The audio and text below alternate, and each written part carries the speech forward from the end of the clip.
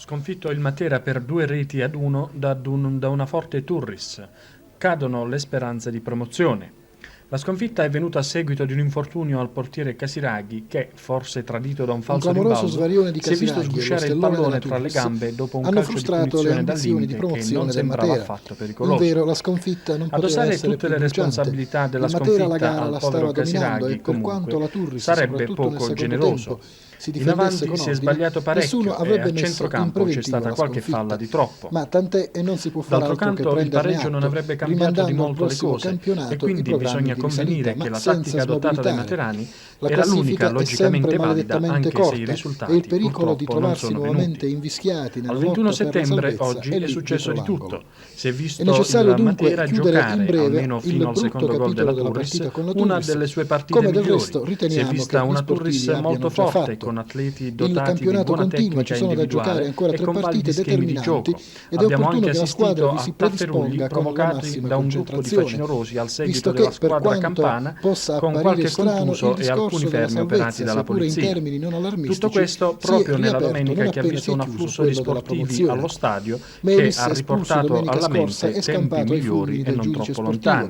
Per cui il Matera è partito a testa bassa e dopo 4 minuti dal fischio d'avvio, Pavese ha sciupato la prima palla gol colpendo male la sfera a pochi passi dalla porta campana. 2 minuti dopo, al sesto, Tomba entra in aria con la palla al piede e viene atterrato, ma l'arbitro lascia correre.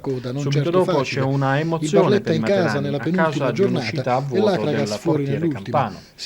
All'ottavo Tomba colpisce in testa e Pagliarulo arriva con le dita a togliere la sfera dalla porta. Sulla speranza di al 16esimo il rigore, Gambini, lanciato da Piocchi, entra in aria e viene spintonato. L'arbitro questa volta non ha esitazioni e indica il dischetto.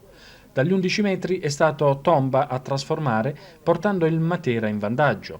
Subito dopo il gol sono iniziati i tafferugli tra tifosi campani e materani, sedati dall'intervento di polizia e carabinieri dopo diversi minuti. La Turris intanto reagiva con ordine sul campo e costringeva la difesa materana ad un duro lavoro fino a quando, su calcio di punizione dal limite toccato corto da Balestrieri, Izzo indovina lo spiraglio e infila Casiraghi. Sul risultato di parità è stato il Matera a premere per riportarsi in vantaggio, ma con scarsa fortuna. Al 25esimo Tomba vede un suo tiro parato da Pagliarulo, mentre un colpo di testa di Rossi al 37esimo e un tiro di Pavese al 44esimo finiscono oltre la traversa. La ripresa si apre con un colpo di testa di Izzo che sfiora il palo di Casiraghi. Subito dopo però sono i materani ad andare in pressing pur senza creare grosse occasioni da rete. Tra il 22esimo e il 24esimo invece è stato Tomba a tentare per ben 3 volte di andare in gol. La prima volta tira sulla traversa. La seconda pallagol viene annullata dal portiere avversario in 2 riprese e la terza attraversa tutto lo specchio della porta perdendosi sul fondo.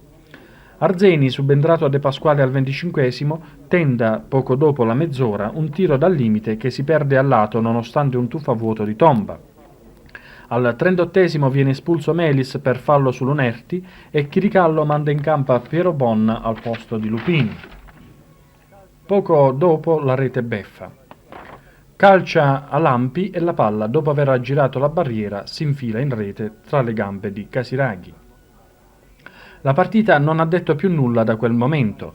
Ininfluente anche l'espulsione di Canino, il quale ha protestato troppo nei confronti dell'arbitro a 2 minuti dalla fine. Ora è forse il caso di cominciare a pensare ad una squadra più competitiva per il prossimo campionato.